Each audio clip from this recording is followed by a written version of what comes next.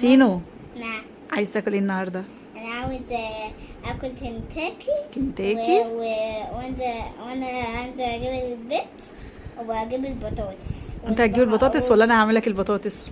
انت اللي هتعملي البطاطس، بعد كده اجيب كايزر. طب ايه رايك انا اعمل لك الكايزر؟ ماشي. يلا بينا. يلا بينا. يلا بينا، انا هعمل لك دلوقتي كنتاكي وكايزر، وهحمر لك بطاطس، وتنزل تجيب بيبس ونعمل اكلنا وناكل بره. يلا اجيب البيبس يا جدعان. السلام عليكم. طلباتك اوامر ياسين. دخلت المطبخ ولقيت عندي اجنحه كده زي اللي انتوا شايفينها دي، وقلت انا لازم اعملها كنتاكي وافرح الاولاد. عملت ايه بقى؟ جبت الاجنحه دي وغسلتها كويس جدا، وبدات اقصها زي ما انتوا شايفين كده. اطلع الحته اللي هي عامله زي الدبوس دي لوحدها، واسيب الجناح لوحده اللي هو المنجز بس. وممكن نسيبها على بعضها يعني زي ما انت عايزه. وزي ما انتوا شايفين الكميه دي هتعمل معايا كميه كبيره جدا، وهنشوف هنعملها مع بعض ازاي. قطعت الاجنحه زي ما انتوا شايفين، وهبدا بقى اعمل لها محلول النقع بتاعنا.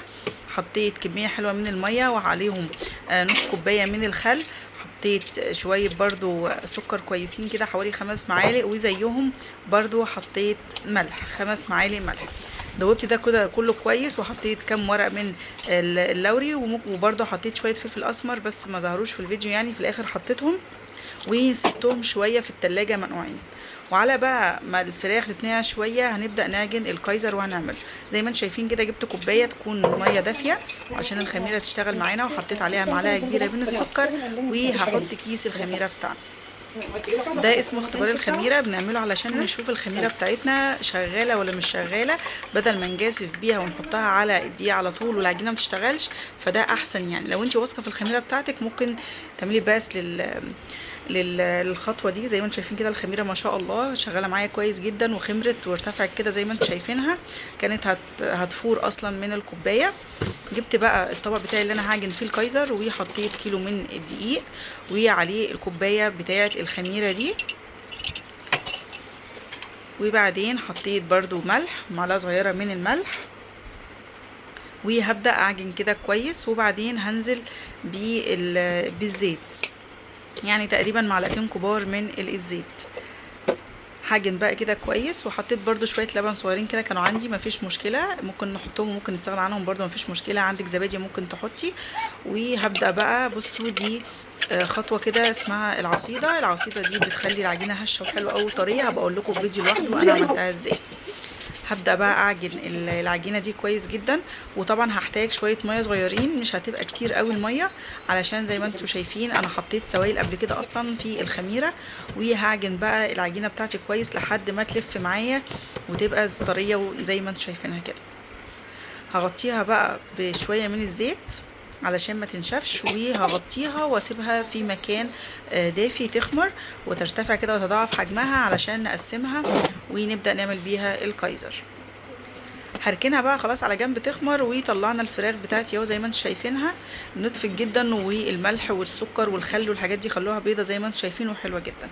هنعمل ايه بقى دلوقتي؟ هنبدأ نجهز الخلطه بتاعت الكنتاكي اللي هنقليها عشان تطلع زي الكنتاكي بالظبط. جبت بقى كميه حلوه من الدقيق. انا بحب يبقى معايا الخلطه دي في التلاجة بتنفع يعني. الكميه ممكن تكون كبيره زي ما انتم شايفين كده، فممكن تعملي على القد زي ما انت عايزه. وبتحطي عليهم كوبايه من النشا وتقلبي كل الخليط ده مع بعضه. وهنملح طبعا الدقيق بتاعنا عشان الخلطه من بره يبقى طعمها حلو. وهنبدا بقى نحط البهارات بتاعنا. هي البهارات بتاعنا معايا بابريكا وتوابل مشكله وتوابل فراخ وشطه وكمون وفلفل اسمر، توم باودر وبصل باودر، وكمان مكعب من مرقه الدجاج. كل البهارات اللي عندك ممكن تحطيها على فكره، بتدي طعم حلو جدا. هبدا بقى اقلب الخلطه دي كلها مع بعضها زي ما انتم شايفين كده، ان كل الدقيق توصل له الخلطه اللي انا عملتها دي علشان الكفر يبقى طعمه حلو. هاخد بقى كميه من 5-6 معالق كده من الدقيق دوت، هحطه على الوينجز بتاعتي او الاجنحه بتاعتي، وهزود ميه وهملح الميه دي، وهسيبها اركنها احطها في التلاجة شويه لحد ما اطلعها بقى واحطها في الكفر الخارجي. بصوا الكايزر بتاعنا اهوت كان خمر وكان تمام وتضاعف حجمه. هنديله البوكس المتين كده، وهنلم العجينه بتاعتنا، وهنبدا بقى ايه نشكل الكايزر بتاعنا الحجم اللي انت عايزاه. يعني عايزه تعمليه كبير، عايزه تعمليه صغير، عندك ميزان ممكن توزني الكايزرايه عشان يبقى كله قد بعضه. وزي ما انتم شايفين كده هنبدا نكورها كويس، وهنسيبها في الصينيه زي ما انتم شايفين. لو وصلتوا هنا بقى ما تنسوش تعملوا لايك للفيديو وتشتركوا في القناه لو انتوا ما اشتركتوش، وكمان فعلوا زر الجرس عشان اي فيديو جديد انزله يجيلكوا اشعار بيه. هنا كده انا شكلت كل كميه الكايزر زي ما انتوا شايفينها. هسيبها بقى تخمر، ولما خمرت كده جبت لبن، دهنت وشه كده باللبن بسيط خالص علشان هحط عليه سمسم عشان يمسك برضو وعلشان يديله لون حلو. بس حطيت سمسم بقى عليه وهحطه في الفرن. الفرن يكون سخن واتابعه طبعا، واول ما يستوي كده اشغل الوش يديله اشغل الشوايه عشان الوش ياخد لون حلو. زي ما قلت لكم اللبن هيديله لون حلو، وكمان علشان السمسم يمسك فيه.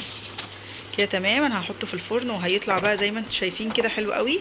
عندك بخاخه هترش عليه ميه علشان يبقى طري معاكي وحلو.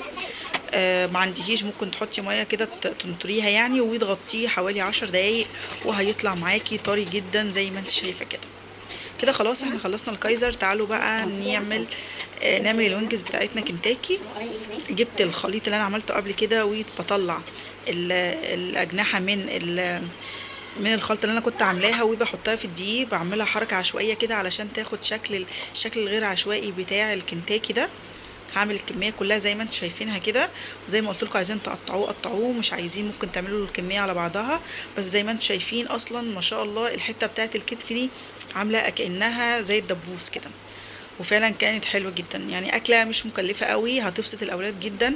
هتحسسهم ان انتوا بتاكلوا بره الاكل بتاع بره دوت. الوينجز والبطاطس المقرمشه والكايزر موجود، وكمان كاتشب ومايونيز، وكمان لو هنجيب ازازه بيبس. لو هتحسبوا الحاجات دي كلها مش هتيجي قد وجبه زي دي بره. جبت زيت سخن بقى وحطيت فيه الكنتاكي بتاعي زي ما انتم شايفين كده، واول ما يبدا يتماسك هبدا احركه كده بسيط خالص علشان كل الحراره تتوزع عليه ويستوي ويطلع معانا كويس. بس طالع حلو ازاي، جميل. وكمان حتى لو الاولاد ما خدوش بالهم بجد مش هيعرفوا ان دي اجنحه خالص يعني من الشكل. عامله كانها بالظبط زي الدبابيس، وطالعه بجد تحفه زي ما انتوا شفتوا كده. شفتوا ما شاء الله الكميه رمت معايا قد ايه، وشكله حلو جدا مش باين خالص ان هي اجنحه. وكمان حمرت بطاطس وادي الكايزر بتاعنا، وجبت كاتشب ومايونيز، وكانت الاكله حلوه جدا ما شاء الله. الف انا وشفا يا رب على اللي كلوه. فرحت اولادي وعملت لهم هم اللي كل اللي هم عايزينه. والفراخ معايا بصوا ما شاء الله بقولك كانها دبابيس بالظبط، ومستويه من جوه وحاجه كده في منتهى الجمال. وكمان جبنا بيبس زي ما ياسينو كان طلب في اول الفيديو، كان عايز ياكل بالبيبس ويشرب بيبس يعني جنب الاكل كانه بياكل في مطعم بره. فانا برضو جبنا بيبس وما زعلتوش، وفرحنا الاولاد باقل التكلفه. يا رب الفيديو يكون عجبكم يا حبايبي. ما تنسوش بقى تعملوا لايك للفيديو واشتراك للقناه.